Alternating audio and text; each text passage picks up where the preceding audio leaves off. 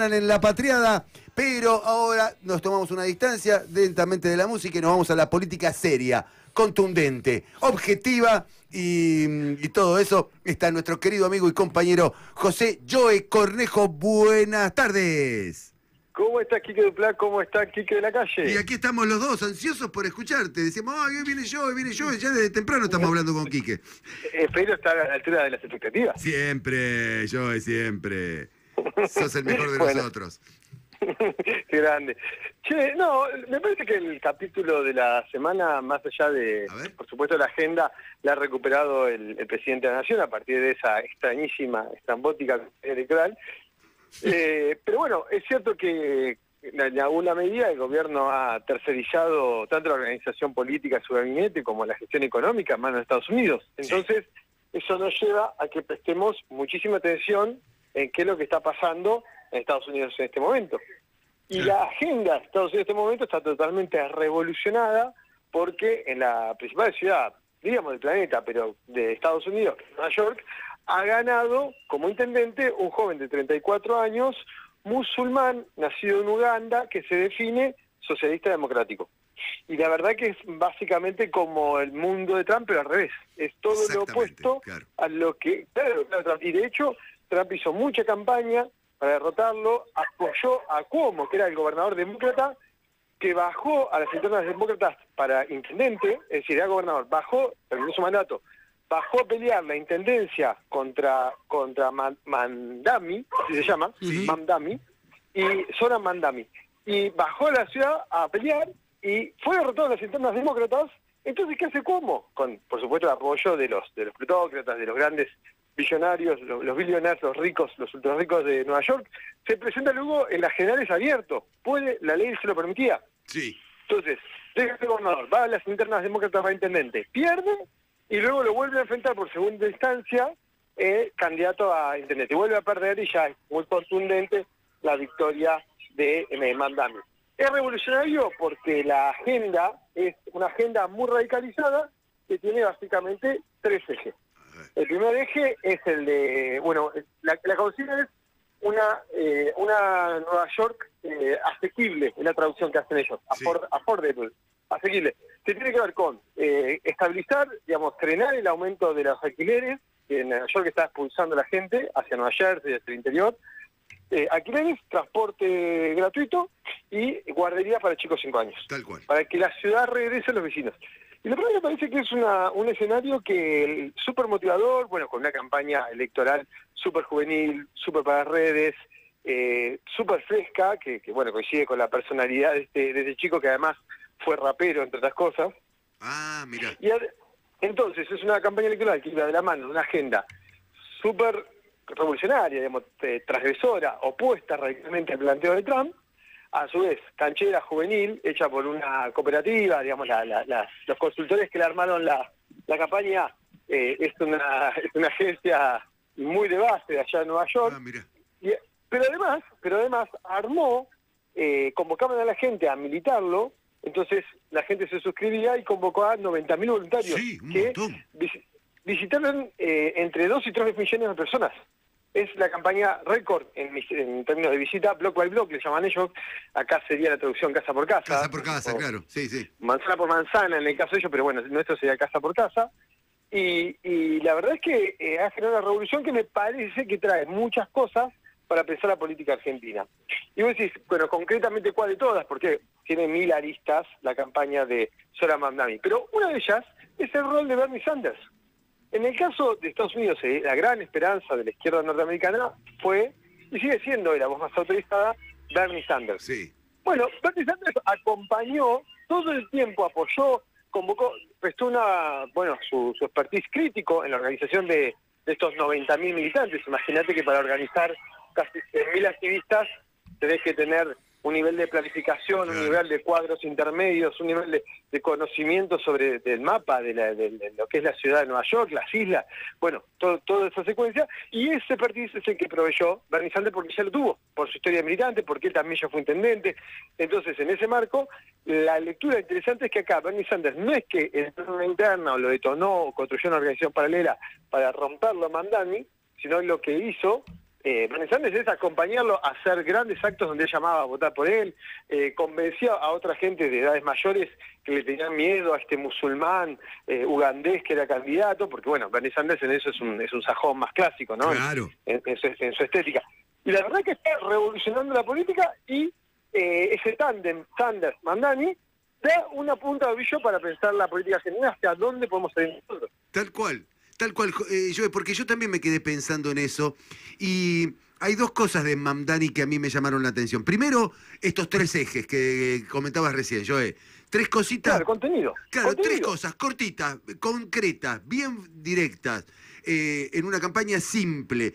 Y después, el coraje del tipo, porque no se le amilanó al presidente de Estados Unidos. Cuando ganó le dijo Trump, subí el volumen, fíjate el país que estás conduciendo.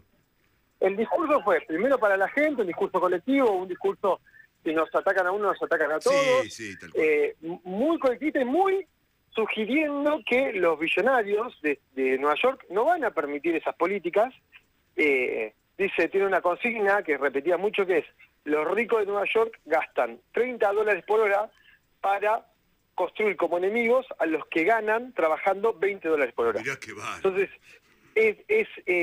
va a haber mucha resistencia, entonces les transmitían sus distintos discursos, che, ahora me tienen que acompañar, porque no es que los ricos graciosamente van a pagar impuestos porque hayan perdido la elección. Eso, por primer punto, me parece que ahí era una idea, fuerza muy potente. Y la segunda parte, lo que voy a decir, le dedica el discurso directamente a Trump, que es lo opuesto, que es el individualismo, la competencia salvaje, el reino de los plutócratas, de los grandes oligarcas, usa la palabra oligarca, sí. Mandami, y además, como ustedes saben también, Donald Trump, que es neoyorquino. Claro. Es un golpe del corazón de Donald Trump. Bueno, otra cosa que habla mucho todo el tiempo, de clase obrera.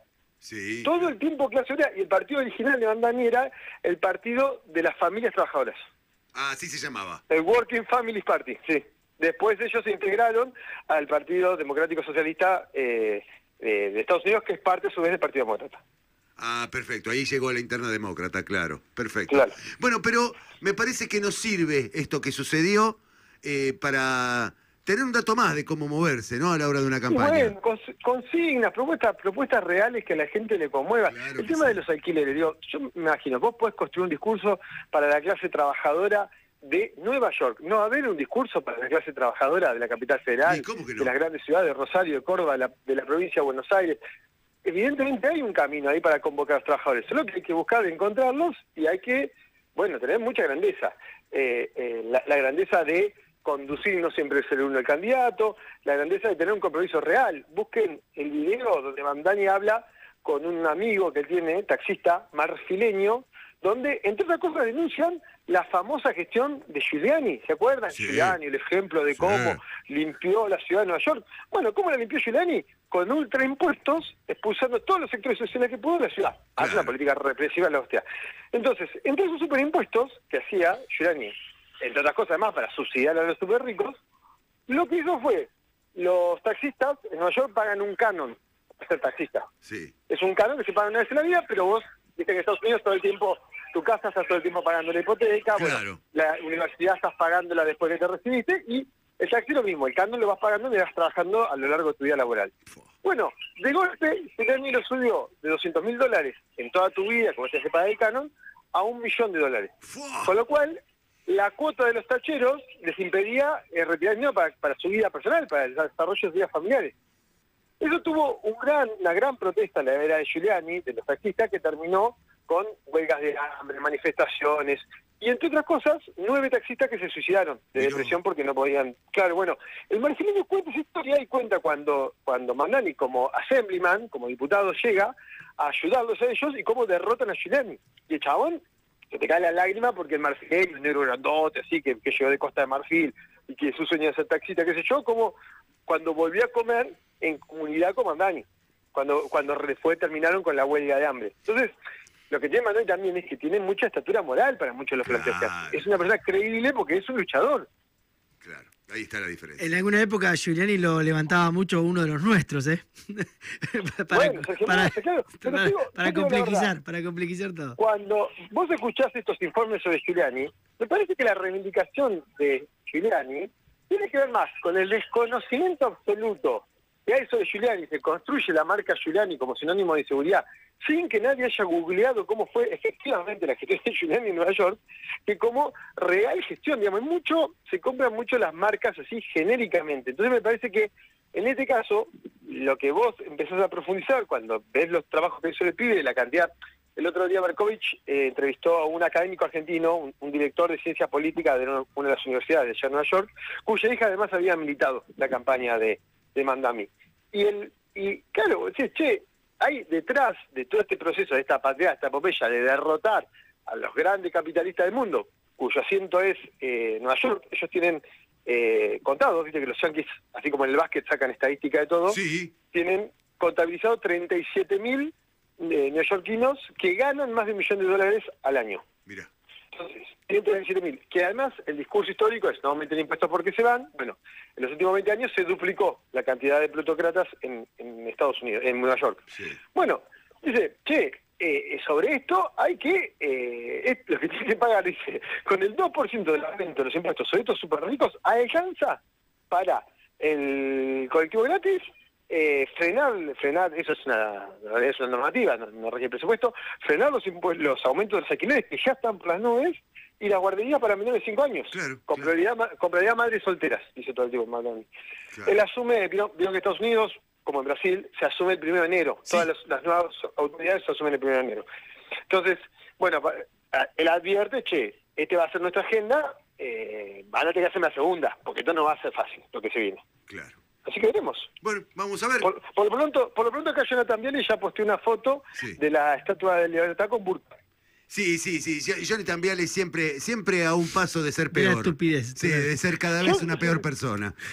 Sí, yo igual digo, así como yo en la entrevista anterior, el lunes pasado charlamos y escribí un artículo al respecto, la charla que tengo ustedes siempre me ayuda a pensar, y a propósito de eso, escribí un artículo, yo caracterizaba un poco en chiste, un poco de verdad, que estamos en y la guerra de Vietnam también se ganó por la lucha de los jóvenes estudiantes, de los jóvenes trabajadores de Estados Unidos que se manifestaron, que marcharon en contra de Nixon y de distintas presidencias de Estados Unidos que bombardeaban Vietnam. Bueno, nosotros para derrotar a Milei en Argentina, también vamos a necesitar de la ayuda de la clase trabajadora norteamericana. Bien, que así sea.